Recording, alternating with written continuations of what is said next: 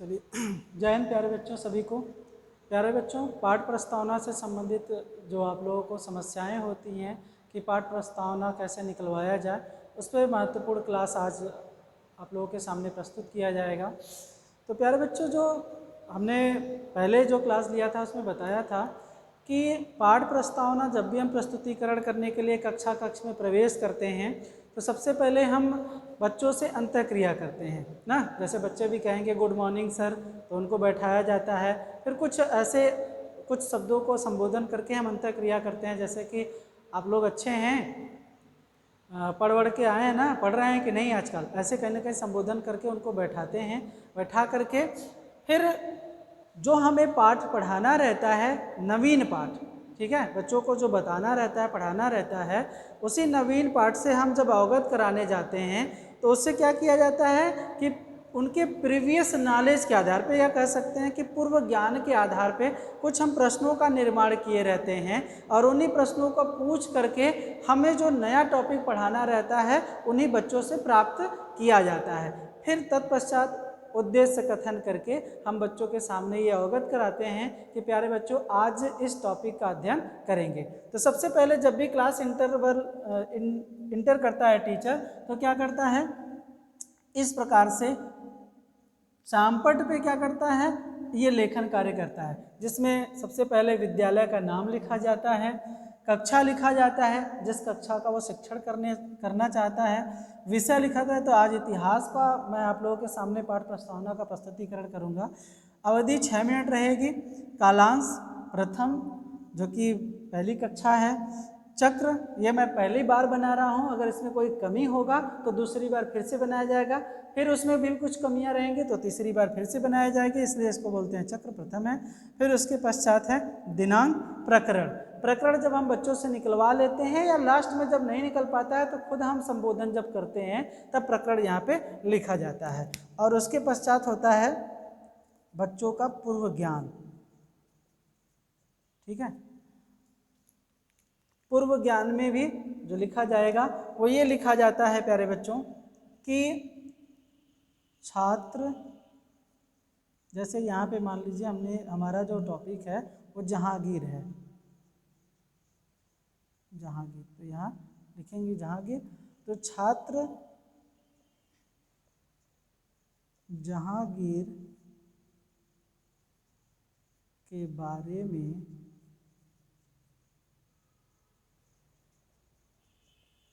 सामान्य जानकारी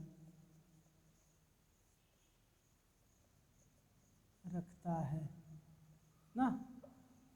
ये आपको कहीं ना कहीं अपने कॉपी में इस तरीके से लिखना पड़ेगा, ठीक। अब उसके पश्चात कहीं ना कहीं ये होता है पाठ प्रस्तावना का प्रस्तुतिकरण, ठीक। तो जिसमें ये सारणी बनती है, सारणी में लिखा जाता है सबसे पहले क्रमांक या सीरियल नंबर, छात्र अध्यापक कथन, छात्र कथन, फिर उसके पश्चात घटक, ठीक है प्यारे बच्चों। तो यहाँ पर जो पहला प्रश्न बनाया गया है वो पूछा गया है, अब जब यहाँ पर जब आप आएंगे कक्षा में तो जब शिक्षण कार्य करेंगे तो ये सब लिखने के पश्चात आप क्या करेंगे, अब यहीं पे पाठ प्रस्तावना का उन्नत प्रस्तुतिकरण किया जाएगा उनके बच्चों के पूर्व ज्ञान के आधार पे। तो जो ये है पहला प्रश्न कि बाबर ने किस वंश की स्थापना किया था, ठीक। तो बच्चे रिप्लाई करेंगे कि सर मुगल वंश की स्थापना बाबर ने किया था। अब देखिएगा कि अब जो उत्तर प्राप्त हुआ, ये जो प्रश्न बना, ये जो उत्तर प्राप्त हुआ, इसी उत्तर से फिर क्या किया जाएगा, पुनः दूसरे प्रश्न का निर्माण किया जाएगा। तो दूसरा जो प्रश्न है वो है किस मुगल शासक ने ताजमहल का निर्माण करवाया था। हाँ, तो अब बच्चे क्या यहाँ पर रिप्लाई देंगे कि सर शाहजहां ने ताजमहल का निर्माण करवाया था, ठीक। अब उसके पश्चात अब देखिए शाहजहां मिल गया ना, अब इसी शाहजहां से हम तीसरे प्रश्न का निर्माण करेंगे कि शाहजहां के पिता का क्या नाम था। तो अब बच्चे रिप्लाई देंगे कि सर जी शाहजहां के पिता का नाम जो है वो जहांगीर था, ठीक। तो अब हम कहेंगे कि अब जब बच्चों से ये उत्तर प्राप्त किया ना, अब जो हमारा टॉपिक नवीन पाठ पढ़ाना चाहते थे वो निकल गया। तो अब यहीं पे उद्देश्य कथन किया जाएगा कि बच्चों आज हम लोग जहांगीर नामक पाठ का अध्ययन करेंगे। इस तरीके से अपने कॉपी पे आप संबोधन लिखते हैं, या फिर इसको और तरीके से लिखा जाता है कि बच्चों आज हम लोग जहांगीर नामक पाठ पर चर्चा करेंगे। ठीक, अब जब ये संबोधन करते हुए यहाँ पे लिखा जाएगा जहांगीर। ठीक है, तो इस तरीके से कहीं ना कहीं आप क्या करते हैं, पाठ प्रस्तावना का प्रस्तुतिकरण करते हैं। तो प्यारे बच्चों, मैं आप लोगों के सामने इतिहास का ये पहला जो पाठ्य योजना निर्मित करके लेके आया हूँ, ताकि आप जब भी पाठ्य योजना से संबंधित प्रश्नों का निर्माण करें निकालने के लिए, तो इस तरीके से निर्माण करें, आसानी से आप जो है वो बच्चों के सामने जो नवीन पाठ पढ़ाना चाहते हैं वो आप बता सकेंगे। ठीक है प्यारे बच्चों,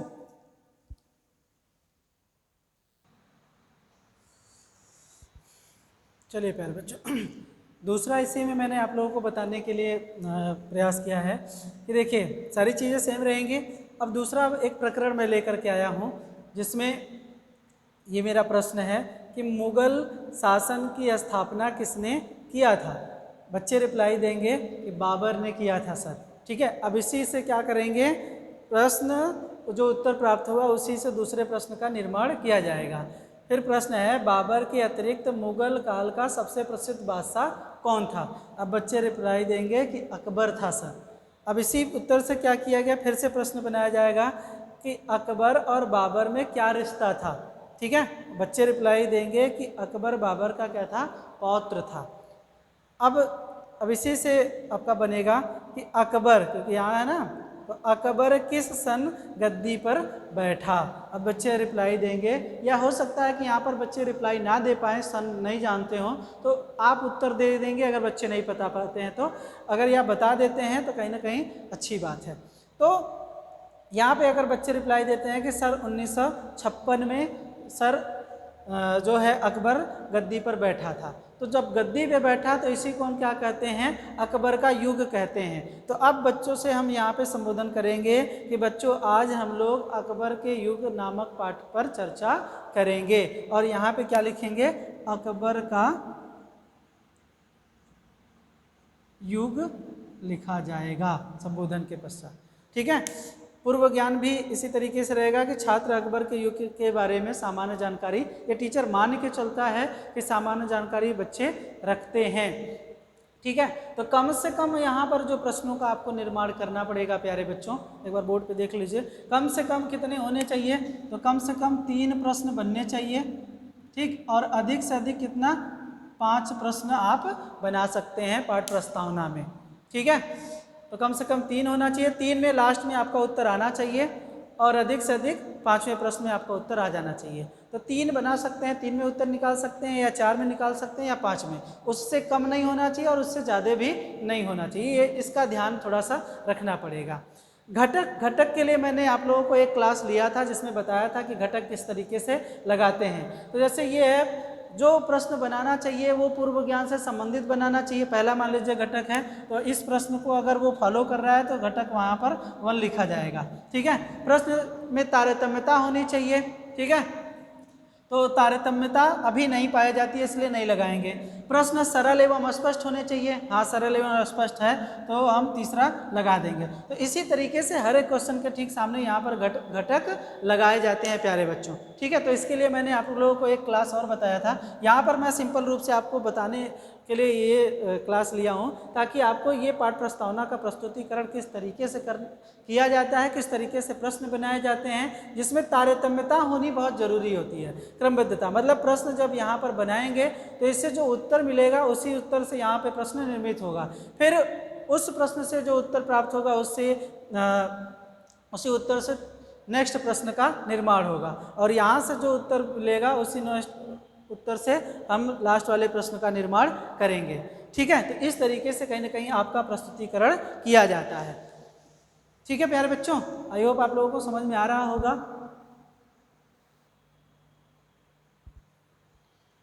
ठीक है, उसके पश्चात ये तीसरा प्रकरण है, यह प्रकरण के प्रश्न बने हैं। ठीक है, अब यहाँ पर जैसे मेरा जो प्रकरण का लास्ट निकला हुआ है, जो टॉपिक पढ़ाना है पाषाण काल। ठीक है, तो यहाँ पर हम क्या लिखेंगे, छात्र पाषाण काल के बारे में सामान्य जानकारी रखता है। ये टीचर मान के चलता है कि बच्चों का पूर्व ज्ञान ये है। ठीक, अब प्रस्तुतिकरण जब करते हैं तो यहाँ पे ध्यान रखिएगा कि पहला प्रश्न बनाया गया है कि आदि मानव कहाँ रहते थे। तो बच्चे अब रिप्लाई करेंगे कि आदि मानव जंगलों में या गुफाओं में रहते थे। अरे सर बस 5 मिनट और। ठीक है, तो जंगलों और गुफाओं में रहते थे। अब यहीं से प्रश्न क्या करते हैं, जो उत्तर मिला है यहीं से नेक्स्ट प्रश्न का निर्माण हम कर लेंगे। ठीक, तो दूसरा प्रश्न बन रहा है यहाँ से कि जंगलों में मानव जीवन यापन कैसे करते थे ना।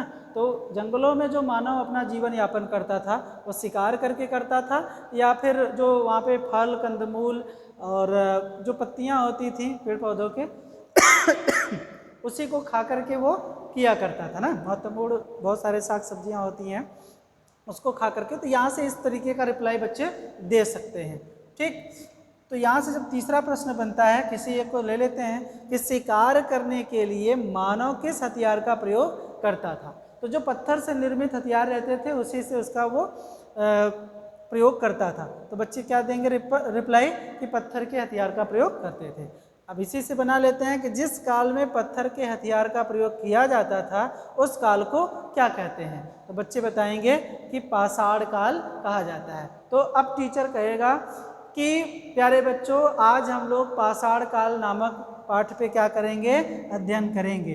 तो इस तरीके से यहाँ पाषाण काल उद्देश्य कथन बोलेगा, यहाँ लिखा नहीं जाता है, लेकिन जब कॉपी पे आप लिखते हैं तो इस तरीके से लिखते हैं। लेकिन संबोधन जब आप शिक्षण कार्य करते हैं तो ये सिर्फ संबोधन किया जाता है। ठीक है, हम कॉपी पे लिखने के लिए ये बताए हैं कि इस तरीके से लिखा जाता है। और जब आप शिक्षण कार्य करेंगे तो प्रकरण इस तरीके से, तब यहाँ पे बताने के पश्चात जब ये उद्देश्य कथन करते रहेंगे मतलब बोलते रहेंगे और श्यामपट पे ये लिखेंगे पाषाण काल। ठीक है प्यारे बच्चों, तो इस तरीके से कहीं ना कहीं हम पाठ प्रस्तावना का प्रस्तुतिकरण करते हैं। ठीक है, तो ये आप लोगों को समझना होगा किस तरीके से पाठ का प्रस्तुतिकरण किया जाता है। प्यारे बच्चों, लिखने में बहुत ज़्यादा समय जा रहा है। मैं आप लोगों को ऐसे ही 1-2 और प्रकरण निकालना बता दे रहा हूँ। जैसे मान लीजिए, ठीक है, इसके पश्चात मान लीजिए मेरा जो प्रकरण है वो मैं प्रकरण ले रहा हूँ यहाँ पर कि चंद्रगुप्त मौर्य।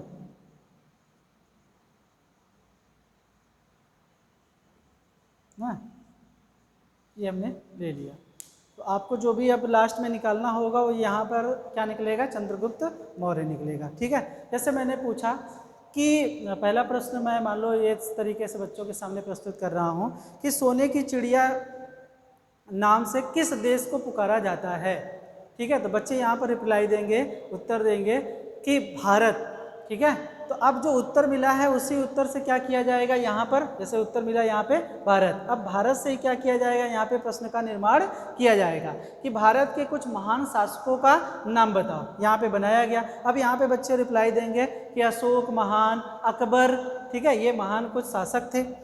अब उसके बाद हम जो यहाँ पर अशोक या अकबर नाम मिल रहा है इसी से हम क्या करेंगे, तीसरे प्रश्न का निर्माण कर लेंगे कि अशोक किस वंश के शासक थे। ये प्रश्न किया गया कि अशोक किस वंश के शासक थे। अब उत्तर मिलेगा कि मौर्य वंश के शासक थे। ठीक है, अब लास्ट में पूछ लेंगे कि मौर्य वंश के संस्थापक कौन थे। तो यहाँ पे आएगा कि चंद्रगुप्त मौर्य। तब उद्देश्य कथन करेंगे कि बच्चों आज हम लोग चंद्रगुप्त मौर्य नामक पाठ का अध्ययन करेंगे। ठीक है, एक टॉपिक और मैं फटाफट ले रहा हूँ। यहाँ पे मान लीजिए हम पढ़ा रहे हैं बच्चों को हड़प्पा सभ्यता। ठीक है, तो अब जो भी प्रश्न बनेगा पूर्व ज्ञान जो बच्चों का होगा वो क्या होगा, हड़प्पा सभ्यता के बारे से होगा या। ठीक है, तो अब यहाँ से जो प्रस्तुतिकरण करने के लिए हम पहला प्रश्न पूछेंगे बच्चों से, तो वो पहला प्रश्न जो होगा प्यारे बच्चों वो होगा कि पाषाण युग को कितने भागों में विभाजित किया गया है या किया गया था, ऐसा भी कह सकते हैं, है ये रहेगा ना। तो अब यहाँ पर वो बच्चे बताएंगे कि 3 युगों में इसको विभाजित किया गया है।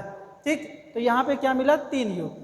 अब हम बच्चों से पूछ लेंगे कि उन 3 युगों के नाम बताइए। तो अब बच्चे बताएंगे पूरा पाषाण काल का युग ना, मध्य पाषाण काल का युग, नव पाषाण काल का युग। तो यहाँ पे हमें 3 काल या 3 युगों का नाम हमें पता चल गया। अब हम पूछ लेंगे बच्चों से कि पूरा पाषाण युग में मानव कहाँ रहता था। ठीक है, तो हमने जो 3 आंसर मिला, पूरा पाषाण काल, मध्य पाषाण काल, नव पाषाण काल, तो हमने पूरा पाषाण काल से प्रश्न बना लिया कि पूरा पाषाण काल युग में मानव कहाँ रहता था। ठीक है, अब यहाँ पर बच्चे रिप्लाई देंगे कि मानव जो है नदियों के किनारे या फिर कह सकते हैं कि गुफाओं में ना, ऐसे जगहों पे रहते हैं, ऐसा भी रिप्लाई उनका आएगा। ठीक है, तो अब यहाँ से हम क्या करेंगे, नदी को उठा लेंगे और कहेंगे सिंधु नदी के किनारे किस सभ्यता का विकास हुआ था। ठीक है, तो अब बच्चे बताएंगे कि हड़प्पा सभ्यता का विकास हुआ था। या फिर मान लीजिए अंतिम प्रश्न उनको कठिन लग रहा है, उसका वो उत्तर नहीं दे पा रहे हैं, तो यहाँ पे निरुत्तर हो जाते हैं। जब बच्चों के लिए समस्यात्मक प्रश्न हो गया, अगर ना नहीं उत्तर दे पा रहे, तो अब हम बच्चों को बताएंगे, कक्षा अध्यापक बताएगा कि प्यारे बच्चों हड़प्पा सभ्यता का विकास हुआ था। तो आज हम लोग हड़प्पा सभ्यता नामक पाठ पे अध्ययन करेंगे। ठीक है, तो इस तरीके से कहीं ना कहीं आप पाठ प्रस्तावना के प्रश्नों का निर्माण करना होगा।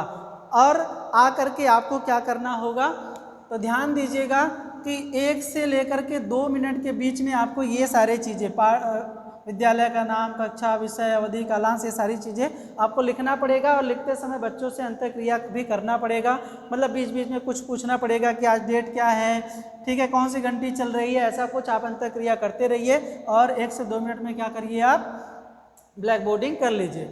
उसके करने के पश्चात 2 से लेकर के 5 मिनट में आपको क्या करना है, ये पाठ प्रस्तावना के प्रश्न का प्रस्तुतिकरण आपको बच्चों से करना है, करके आपको उत्तर दीजिए। और प्रश्न सभी बच्चों से पूछिए, ठीक है, और सभी से उत्तर प्राप्त करने का प्रयास कीजिए। यह नहीं कि एक ही रो से सभी बच्चों से पूछ लिए। सभी रो से बच्चे, कक्षा में 10 बच्चे माइक्रो टीचिंग में बैठे हैं, तो प्रयास करिएगा कि हम सभी बच्चों से अंतःक्रिया करके उत्तर प्राप्त कर लें। ठीक है, अगर कुछ समझाने लायक है तो बीच बीच में आप अंतःक्रिया के दौरान समझा सकते हैं, बता सकते हैं। उनका कुछ प्रश्नीकरण अगर है तो भी आप उनका निराकरण बीच में कर सकते हैं, लेकिन समय का ध्यान रखिएगा कि हमें 6 मिनट में टीचिंग ये कंप्लीट करनी है। ठीक है, तो प्रश्न बनाइए, उत्तर मिला, उस उत्तर से दूसरे प्रश्न का निर्माण कीजिए, तो फिर उसके बाद जो उत्तर मिला उससे प्रश्न, लास्ट में जाकर के आप प्रकरण निकाल दीजिए, निकाल करके उद्देश्य कथन करना होगा। तो इस तरीके से कहीं ना कहीं पाठ प्रस्तावना का प्रस्तुतिकरण प्यारे बच्चों किया जाता है। और आप एक चीज़, मैं क्योंकि हमारे पास वो दृश्य सामग्री नहीं है, तो आप भी अगर आपको और अधिक रोचक बनाना है तो आप दृश्य सामग्री लेकर के आइए ना। जैसे मान लीजिए जंगल का ही लेके आइए, कुछ सी गुफा का ही लेके आइए, या जितने भी प्रकरण हैं उस प्रकरण से संबंधित एक आप दृश्य सामग्री लेकर के आएंगे और चित्र दिखा करके पूछेंगे, तो बच्चे ज़्यादा अंतःक्रिया करेंगे, बहुत अच्छे तरीके से उसका उत्तर दे पाएंगे। तो इसलिए टीचिंग के दौरान आप ध्यान रखिएगा कि किसी न किसी एक दृश्य सामग्री का आप निर्माण करके लेके आएँ, जिससे कि आप पाठ प्रस्तावना के प्रश्नोत्तरण का उत्तर प्राप्त कर सकें। ठीक है प्यारे बच्चों, तो आज मैंने आप लोगों को इतिहास विषय से संबंधित आप लोगों को पाठ प्रस्तावना का प्रस्तुतिकरण बताया। नेक्स्ट जो क्लास लेंगे उसमें आप लोगों को नागरिक शास्त्र, गृह विज्ञान, इन सब विषयों का मैं आप लोगों को पाठ प्रस्तावना का प्रस्तुतिकरण बताऊंगा। ठीक है, धन्यवाद। ये पूरा नोट कर लीजिए।